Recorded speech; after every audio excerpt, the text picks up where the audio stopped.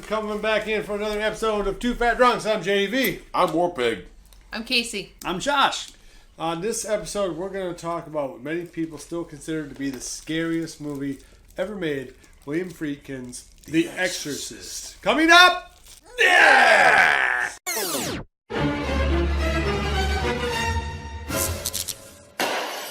That movie still has the power to not just give you a jump scare or two, but to fuck with your dreams for a week. Let me ask you a question.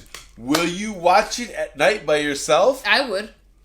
Well, I do, and I freak myself out, and that's kind of the fun, right? So it's like going on a haunted hayride. Right, what I'm saying is that, yeah, and you won't do it unaffected in any way because it will fuck with your mind.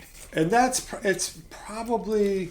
it does stand the test of time, even though in many ways... You are personifying the very embodiment of evil. You're personifying Satan. Your daughter says she's not a demon. She says she's the devil himself. My daughter's a demon. Well, first of all, Yes, the movie was written, the book first, by William Peter Blatty, right? Yes. And The Exorcist itself is a novel written about a real incident, I believe, that took place in upstate New York, something like that. Yes. Where the Catholic Church, it's the basic elements of the story. Or no, maybe it was Philadelphia, actually. Yeah, something like that. And that helps really build it up. But it is basically kind of like the Exorcism of Emily Rose, I think, is with whatever power draws that movie has shit, is because it is directly related on a true story. Agreed. So that being said, fuck is her name? I've watched a ton of exorcism films because I love The Exorcist. I've never found a film that makes me feel the way The Exorcist does, and I've been trying to figure out exactly why that is. And I feel like Laura Linney.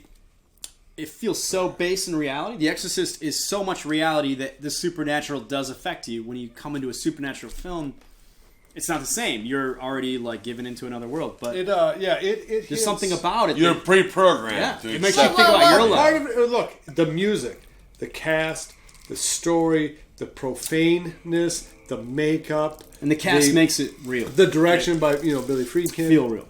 All of it, all of those factors. So it's the guy who played Father Karras. Yeah. Let's start with Jason Miller. Jason Miller. Yep. Jason Miller. I don't know if you guys know this, but he was actually a Broadway playwright who wrote That Championship Year, I believe. Is the Really? I did not know that. Very good. But I think it was nominated for a Tony. But he was also... Who's Tony? I don't know Tony. Does your mom and dad know about Tony? Record low ratings this year for the Tony Awards, by the way. What are you, retarded? What a shock. Anyway, and he was an altar boy and was in the process of becoming a priest. Can you help on an altar boy, Father? When he dropped out of the seminary, and Jason Miller has to be... as great as Max von Sydow is as the titular character... It's Jason Miller's movie. If Jason Miller sucks, or if Ellen Bernstein sucks, you don't gotta move. The end. I don't give a fuck about everything else. No. And Ellen Bernstein is fantastic. But Jason Miller it's all based on one thing. Completely believable as a priest. I think I lost my faith. Believes in God and that God is real and there is a devil and all this other 70s bullshit, which is very reminiscent of the. Well, the late one line that teens. steps on the gas for the entire movie is, "I think I've lost my faith." Tom is like, Can I take? That's an element of almost. Can I take just a moment? You may not puke on our guest. I just want to fucking know. I'll do it later. I want to recognize Ellen Burstyn's performance in this film as possibly one of the greatest performances ever put forward by a female actress. This is great as Jodie Foster. Underrated. Criminally underrated. Situations It's fantastic. become horrific because of her and her acting. Things would not be as scary, and they're not as scary in other films. An exorcism movie now can do all the same stuff, and it doesn't land the same way. They can be over the top, and they can be... She's fucking incredible. At no point are you based in so much realities with her. Of course, raw desperation is what you feel. It's a human thing. So we're gonna get to the cast. So we'll go through these things a little quick. I'm sorry. Okay. But, and Max von Sydow, it's fantastic. As Father Baron. No, they're all lies. Right. No, you're right. He's just so fucking good in that movie. Yes. So believable. The footage of him in Iran Was it Iran or Iraq? It was Iran. I think it was Iran. It was Iran. I wasn't in sure. 74 when it was still cool. They discovered Pazuzu, right? And the clock stops, and he just instantly he just fucking knows, man. Right. I mean, that scene is so great. Again, if he sucks, then the first scene of the movie sucks, right? You have to believe Max. And who's the guy who plays the detective? Lee J. Cobb. Lee J. Cobb is fantastic in that movie. From 12 Angry Men, by the way, in addition to I don't know, a bazillion other films, but dude, his Lieutenant Kinderman is a master class in how to act. Just classy acting. It's incredible. And watching him in the scene with Ellen Burstyn where they talk about Reagan, it's just like, ooh. Why are we saving Linda Blair for last? Because we didn't mean to. But why are we? Because everybody else always praises her. Who's a wonderful person, by the way. Yeah, but no, never mind that shit. You met her? Why a bunch of times. Why did we all put her last, though? We put her last because we're real film buffs. Well, what does that mean? She's an icon. There's no doubt about it. But no, we I'm recognize just saying that performance. Why did we subconsciously, all of us, choose for her last? Because she's a child. Because she's a child. That's right. Maybe, or maybe because everybody's already aware. Because it's hard to give her credit for being great or bad because she's still a child. Yeah, that's exactly. So we're also dissecting. So now we're dissecting the movie. Well, yeah, but now she's an adult, so I can't judge her by what she has been for most of her life, which is an adult at this point. Sure. I have to judge her by how she was as a 14-year-old girl, which is fantastic, but that's like trying to judge Haley Joel Osment. Right. It's a little unfair. It's a little unfair. Guy from Christmas Story who plays, the guy with the glass, what's that kid's name? How can we judge him now as an? But you know what I'm saying. It's kind of dicky, right? And I think that's why it's not because she's bad in the movie. She's fantastic. She was a child, dude. Yeah. She was also a child, had that weird glow on her, but now she's not that child anymore, and so it is hard to. And it does make it a little weird because that movie is borderline. And what a heavy role for a child. The idea of how far they took it and watching a child actress. Definitely. Even though they had a gymnast play her in some parts when she smacks Kinderman or a Miller. That's a full-grown woman doing it. The bed flipping scene, she has lifelong damage. Lifelong damage. That movie's trying to sell you on the idea that the devil is real. The devil. And it pulls sexual or a devil or a demon, whatever you want to call it. And the devil is a liar. And that devil got into that girl. That's what I believe. I mean, you can believe all the subtext. That's why it's not offensive. It works. So there are film buffs who love it and think this is tasteless. The part that scares you the most is the vulnerability of it all. Yeah. She's just a normal fucking kid. Yeah, see, you're very close. That's not exactly why it is.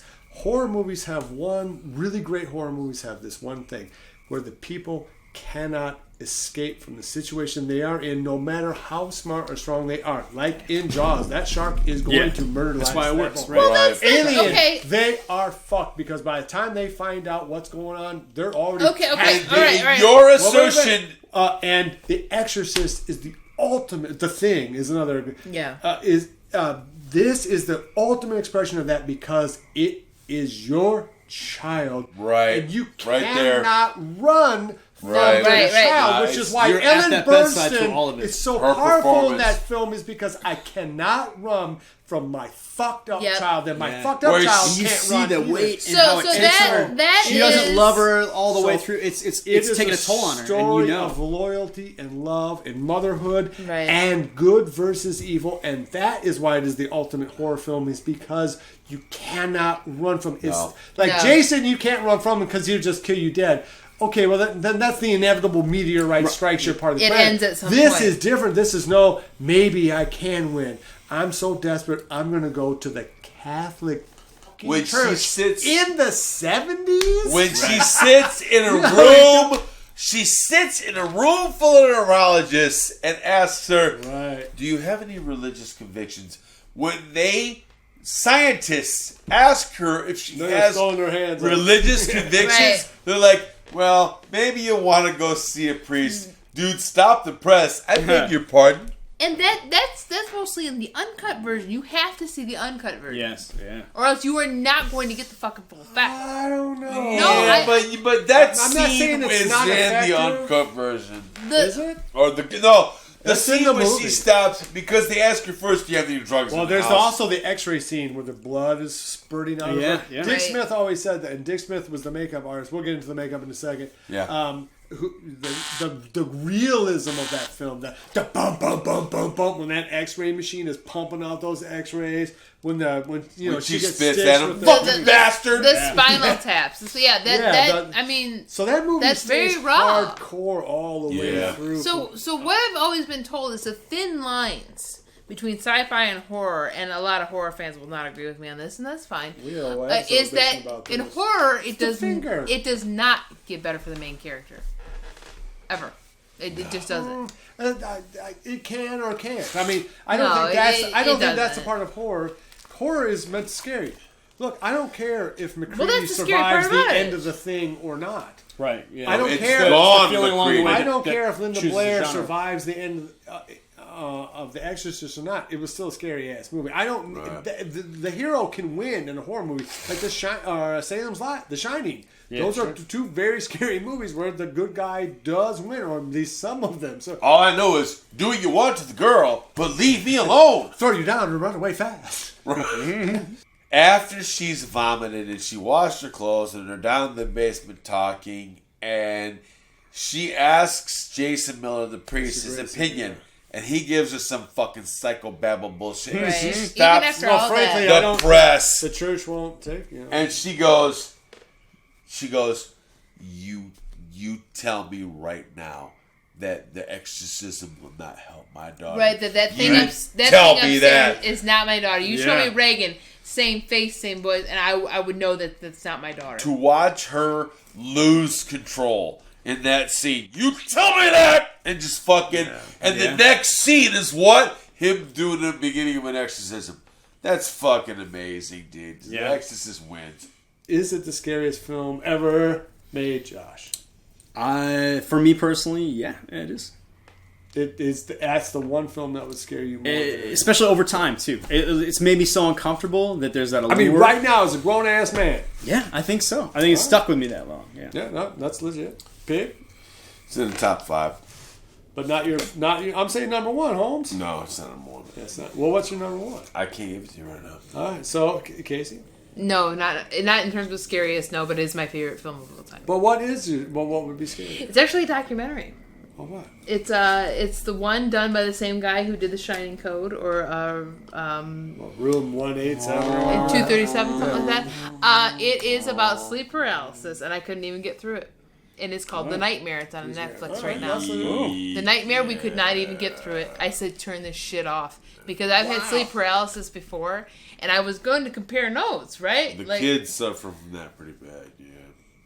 Hell to the fuck no, I will not get through that whole thing. And in fact, I will make a plug right now. So, in Source Point Presents Volume 1, the very beginning, if you've seen The Nightmare, you know what scene I was inspired by. Nice work. But it's a documentary on HBO? It's on Netflix. Oh, it's on Netflix right now. Yes, The Nightmare. The Nightmare. Oh. And it's about sleep paralysis. And these people... Well, what is that? So sleep paralysis is that that point between sleep, or where you start you wake up and and can't REM, move. Right, and you're paralyzed, you can't move, and you start to see visions. Yeah, I can't believe you don't know what it is. Is you saying that this happens to people? Oh, yes, it does. Not. What you are not in control of your body. It's like you wake up in reality. So you wake up physically, but you can't move. Yeah, you wake up more mentally, and you see demonic entities, shadows. It's like half waking up. It's fucked up. Yeah, it happens. It makes dreams reality. It's the closest to bringing your dreams to reality. And the first time I ever had sleep paralysis, I didn't know. How long does it last? I didn't know it was a thing. It lasted usually really brief. Yeah, 5, maybe even 5 minutes. But you gotta shake yourself out of it. But the first time I had it was when I was doing demonology research for Pieces of Madness, which you can get at BarnesandNoble.com, or you can get it at SourcePointPress.com. Pieces of Madness. All it right, was for P.T. Sins of the Barnum. Father. So Sorry that I'm a brand ambassador. Man. Brand ambassador. Boo! But that's the first time I had sleep paralysis. The Nightmare on Netflix, the scariest film I've ever seen in my entire life. All right, so maybe I'll watch it. Is it all right? So, we couldn't get through it. We just couldn't do it. I'd say the Blair Witch Project. Right. Because that actually scared me as a grown man, and it would still scare me now. It's definitely the first found one of the footage movie. I think. Well, one of them. It's not the first, but it's one of the most effective. I hate to be this guy, but Hell House LLC might be scary. Yeah, that's a great. As far as those movies go, that's actually goddamn scary. So good. When I saw that, I was like, "Wow, this did not get enough cred." Yeah, that's good. All right, so hey, Bill Friedkin's The Exorcist remains in many people's number one scariest movie of all time. It is obviously one of the greatest Hollywood films of all time. Certainly. When was it made? 75? 73. 73. I was born in 85. Yeah, so that movie's going on many years, decades. 40. Yeah, I mean, it's been as far as having 70s elements, it has like just the best ones and none of the rest. Well, it holds up people over were time. I mean, that's just what the people. Why you do this to me, David? Yeah, but there's 70s like style, like horror and directing style. I think that was going on. There's a little bits of that kind of thrown in there. There's a lot of cool stuff, but it still holds up over time. It doesn't lock you into a 70s. Absolutely. Now, all right, just we'll swear. This is my Exorcist 3. Yes! Yes, George C. Scott. Actually, like the second Hell yes! Come on, man. It's great for different reasons. So yeah, totally different reasons. But hey, you want to talk about an Exorcism movie? Exorcist 3 is a very good Exorcism. It's a fun movie that you'll enjoy at least. Yeah. All right, so thanks for joining us here.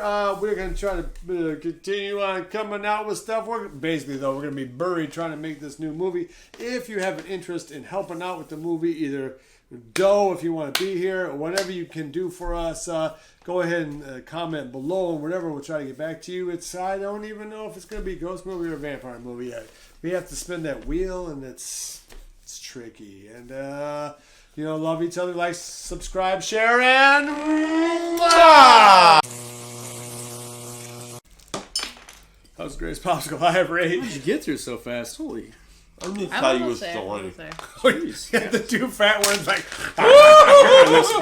look at them, they're like, what popsicle?